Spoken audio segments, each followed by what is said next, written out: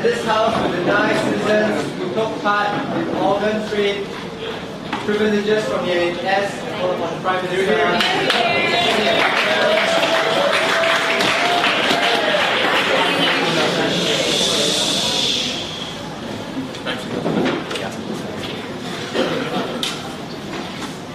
Mr. Speaker, this debate is about choice and consequence, particularly when those choices are made within the framework of being illegal, and secondly, when those consequences extend beyond yourself. We're setting up this debate as a posture that a healthcare system should take with regards to people who walk in for treatment. Fundamentally, we're contextualizing this debate to nations where there is scarcity. A scarcity economically that translates into, therefore, a scarcity in being able to provide healthcare resources, but also nations where it is illegal to engage in the buying and selling of organs. We're putting this in the context of countries like India, Thailand, and China. And we say fundamentally, when we talk about who is going to be denied here, we're saying individuals who voluntarily sell their organs for profit into organ trading syndicates, as well as those individuals who buy those organs. Now, so we're saying anyone who takes part in this transaction or this illegal transaction.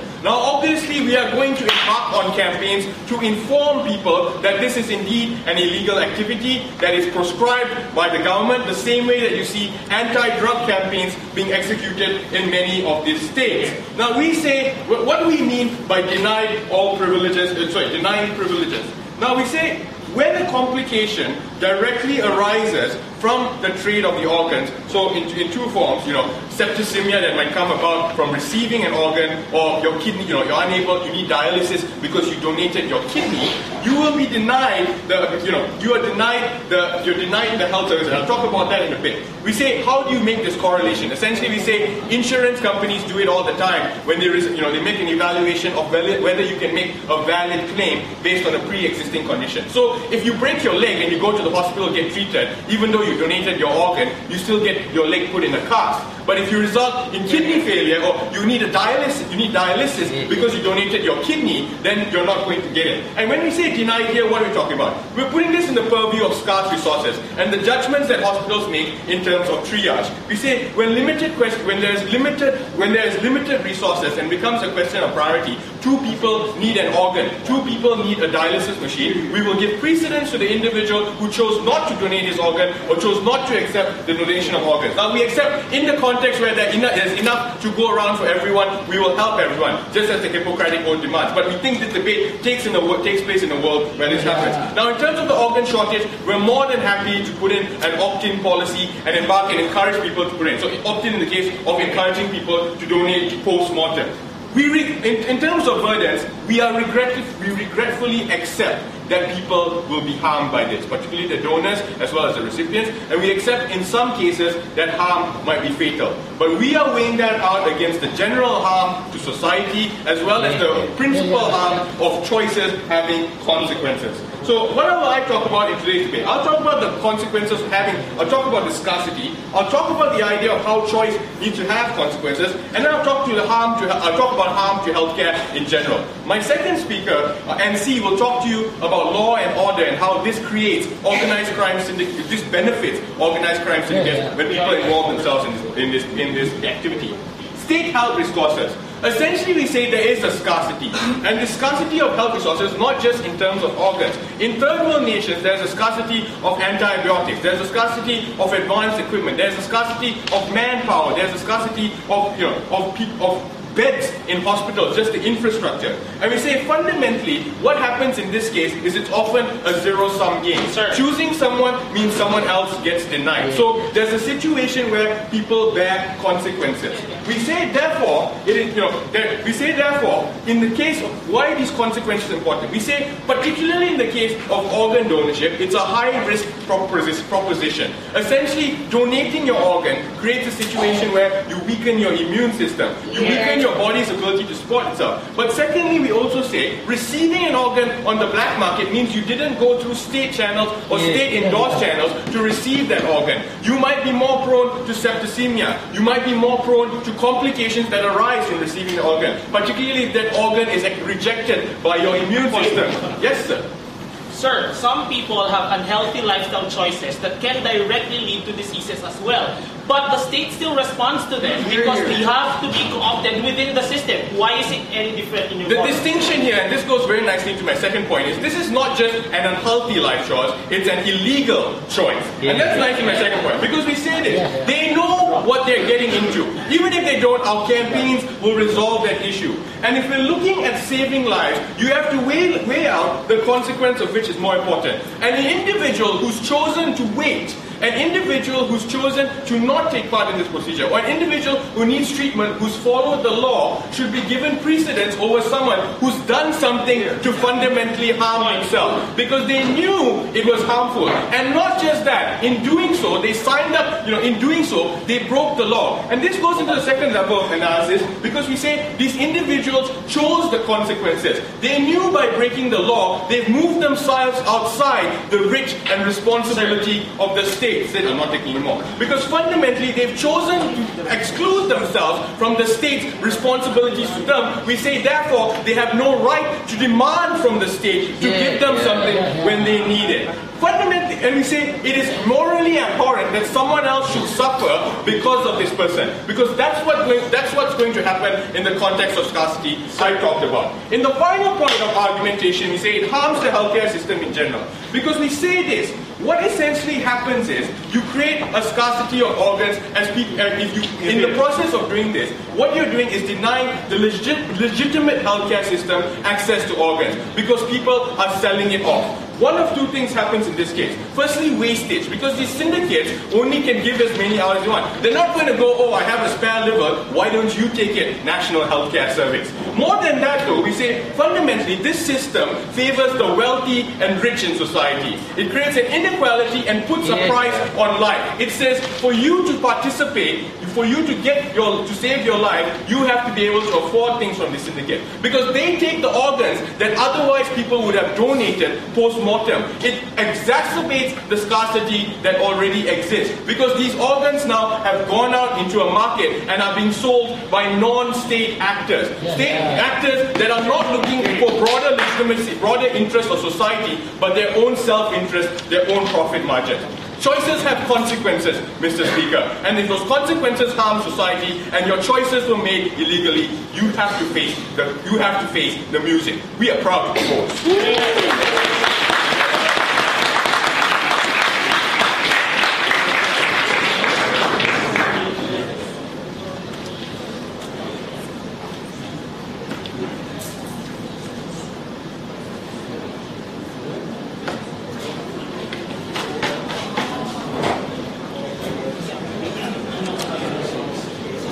Prime Minister for the speech.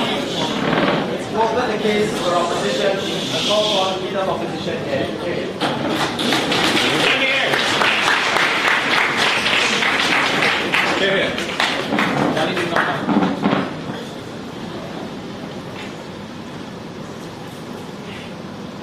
Ladies and gentlemen, the state, even if it has scarce resources, can still extend benefits to people who lead unhealthy lifestyles, like smokers, drinkers, even some illegal immigrants somewhere along the way. The state gives them priority because they understand that healthcare is a vital unit of functionality for the citizenry. If you aren't healthy, you don't get to work, then the economy will continue to slump. But the counterprop that we want addresses directly their giant problem of scarcity. We think that if you really have a problem with scarce resources, let's not make it an opt-in policy, let's make it an opt-out policy, where all of the organs of all of individuals who will be found dead with still functioning organs will go into the donor system and will be able to function to be given to more people, so that need is diminished. But secondly, we also want to intensify education campaigns, try to minimize people going to these resorts, last resorts, of selling their organs illegally. And we say we want to also intensify the crackdown on the illegal organ trade. But what we really want to do that is special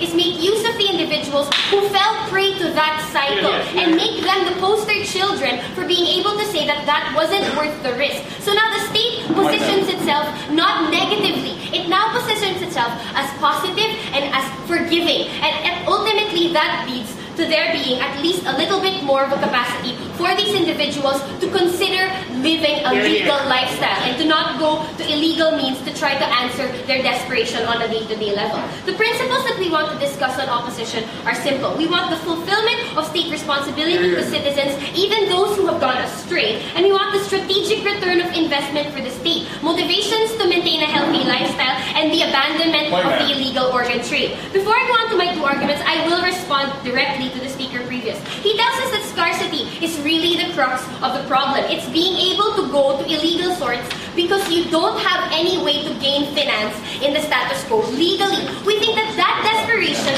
already looks like the larger problem, because if you can automatically make sure that these individuals have some form of legal recourse and at least at the end of the day are able to find some form of government support, they won't have to go to that level of being that desperate. If jobs can be funneled, we think that that can be a better way to address the problem instead of pretending that the illegal organ trade is going to be dealt with just by their policy. But still, when they tell us that the choices that the state actually enables citizens to make are going to automatically mean that they have consequences. If they chose to go illegally, that's it for them. There's no way that we can actually help them. When they already said that the usual situation is that there will be complications because the illegal organ trade did not happen in legitimate hospitals or clinics. So you expect them to have complications and you expect them to have death. But we think that that is a false choice as well, specifically because it's a desperate situation, because they can't get finance otherwise, and that's ultimately the way that they reconcile in their rational minds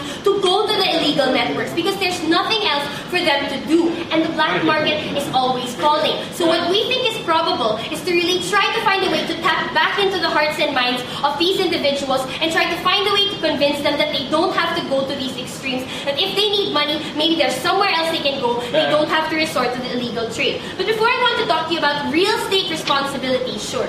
We're more than happy to accept an opt-out policy, though we think you should defend it. But if there's no more scarcity left, why would anyone buy or sell organs?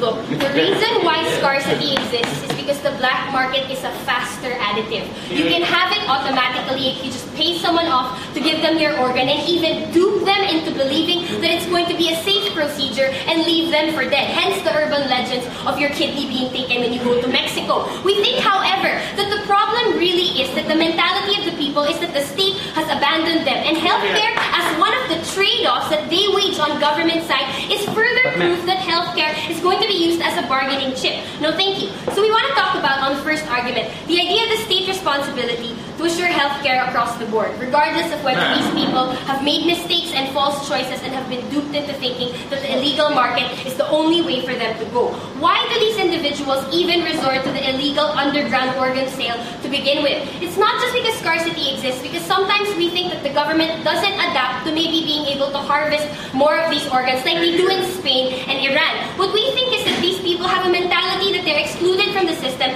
and desperate for income for a myriad of reasons. Survival, livelihood, lack of a family job, or actual immediacy that they need the money right away. But the people who buy the organs are actually capacitated to pay for it. So we think that they also feed into the cycle of that being a legitimate way to get what you want. And we think what you immediately have to do is not wage healthcare into that situation, because sometimes all of these complications will determine that these people will really always need the help. But ultimately we think healthcare is still a right, and ultimately this, to a certain extent, cannot be able to get restricted as government policy actually wants. What we think is important is the involvement in the organ trade. It's not enough justification for the state to now abandon your rights because you are entitled to it under automatic rights from the state. We think that if the state is able to expect for you to be a member of its coffers, it has to expect that you, in respect to the illegality of the organ trade, has to be able to understand what is at cost. They don't do that. They're just wagering it in terms of after the fact. But what we want to do is try to make it a change in mindset from the get-go. Furthermore, we tell you that it's a false choice when these individuals don't understand exactly what is going to happen. All they're going to see is after the fact. All they're going to see is when the organ trade didn't work out and now they're desperate, even worse than prior, they're going to be given a lot less of a recourse that the state can actually afford to them. That's where we want to come in on the second argument and talk to you about the viability of the illegal organ trade precisely because of the heightened lack of state healthcare. What we want to evaluate at this point is the approach to killing the illegal trade, because we see that nothing will dissuade them if ultimately what you're just going to do is make everyone a harvesting site. Because if one member of the family initially dies, you still don't change the mindset that it's a viable option for you to go into the market, that you're going to have the next generation still selling these organs, and the process is not even going to be done in legitimate hospitals or clinics, so you're just going to have more deaths and more trade-offs. But what you have with the policy on government side is that you continue to hurt them and you continue to leave them on the sideline. You don't find a way to try to approach the root cause of the problem, which is really that they don't feel like the state is actually able to afford many other recourses to them.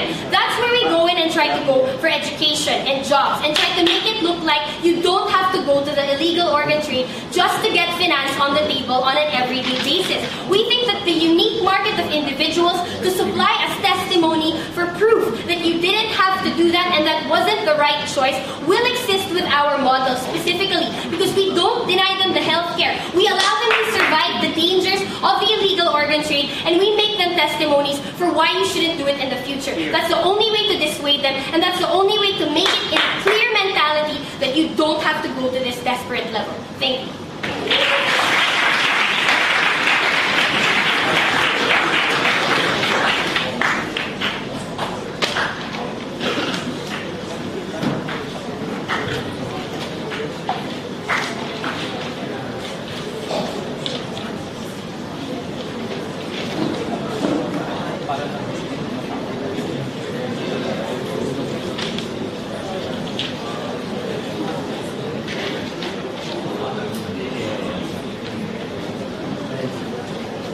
Thank the Leader of Opposition for his speech.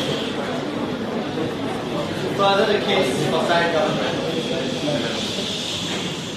I call upon Deputy Prime Minister and Secretariat.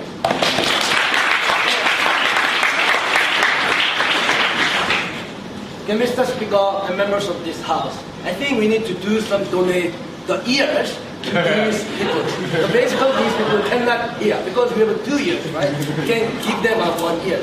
But the thing, they never listen. Firstly, Ted clearly said, right, unhealthy lifestyle is totally different. But she just opened the speech, these people will help them. Yes, because there is not illegal activity. We talked about illegal activity, right?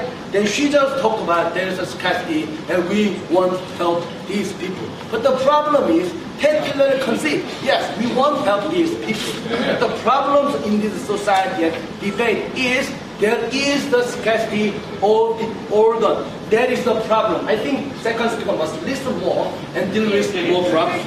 Now with that, I have one argument. I'm going to talk about why their policy giving more benefit to the organized crime, which means there's more black market organ trading. They just ignore, right? Sure. Hey, they talk about this. No. And before moving on to my first argument, I'm going to list some of the flaws from the opposition because they cannot understand a lot of flaws. First, they said government responsibility, right? Because these people are desperate, so these people should choose kind of like this. But the problem is, there is the people who just wait in the waiting list. They know the consequence and they know if they go to the black market, they will get the benefit. But the problem is they wait because they know if they go to black market, that black market weakens the system of the organ donation. They clearly say, right? But these guys, because lawyers, cannot rebut these kind of things. And they talked about cause these desperation, we must accept their crimes. But the problem is, the things they talk about is argument for every crime can be justified at the first place. People do some crimes because they are desperate for something, money or other things. But we punish these people because that is the criminals, right? Then they said it is the fault of healthcare again, right? But like I said, many people stay and weaken the system of the society. They just make a big gap between haves and have-nots, and I'm going to explain further in my argument. And it is same. They never listen because all the good stuff, helping people, education, is not mutually exclusive. I think it is same like our last round. but they cannot understand this time again. Yes. Sir, if the resources are not scarce and can accommodate the people you are talking about, will you still deny them the treatment? No. Tate clearly said, right? It is a problem solved capacity. He said we always prioritize some people inside of an organ donation system. If you are waiting list, and if there are some regions, some people have a more prioritization. This is same. If we have 100,000 of the organs, we have to give it to them. They will just wait in the long list. But if we don't have enough, and scarcity is the problems, they must get their consequence, which they don't want to deal with at the first place. Moving on to my first argument, benefit the black market. People who get organs from the black market, they always sick, right? Why this is the problem? Because there is no licensed doctors, there is no nice hospitals, they always get malfunctioning treatment, there's no after following treatment. This is the problems of black market. Why this is important? Because this risk itself is the deterrence effect to the buyers and sellers. In terms of buyers, the buyers going to the black market because they want to be cured, right? But black market said even if you get the organ with a lot of money, you will sick again. So these kind of problems deter buyers. Second, sellers. Sellers selling their organs because they need the money, right?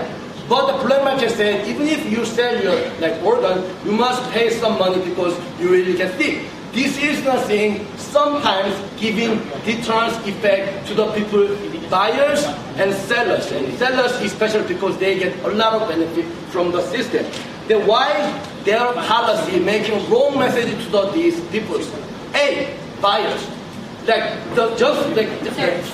say to the buyers, even if you make a wrong choice, maybe you will get sick. But state itself will cure you. So I don't care. You can do whatever you want. But when you come back, I will cure you. I think it's the wrong message, right? It is incentivize the people because the consequence, the things they must take at the first place, state instead take the consequences, right? I think this is incentivize people to go in their places. Second, sellers. Again, the state said, okay, I know that you are desperate and you can do whatever crime. This is their stance, but we don't believe, right? They said, even if you lose and even if you sick, and I will cure your sickness. And the benefit and money which comes from selling your organs, which is all yours. This is different. I think this incentivizes a lot the people. Then why this is the problem, Mr. Speaker, at the first place? The problem is it will make more organ trading in the black market. Why? Simple. There are more people selling, there are more people buyers because they just get rid of deterrence effect. And secondly, they just subsidize, this is really important because these guys 100% are criminals, right? They just subsidize organized crime by state money because all the things the organized crime must deal with is dealt with by the government. I don't know where you come from, but all the people don't like crimes. It's like but they just subsidize organized crime at the first place. I think this is the problem. And furthermore, what is the more problem, which is completely ignored, the by opposition, right?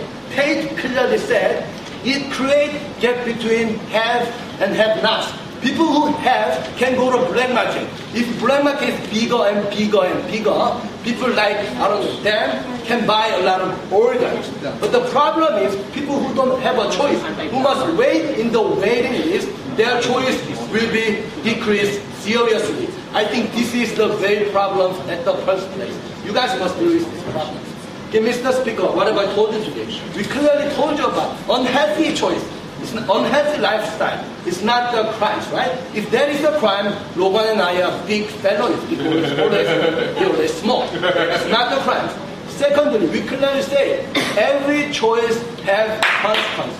Because of their choices, most of the people in the waiting list is dying because they make system weakens and they even subsidize this organized crime. For those reasons, I'm very proud to propose this.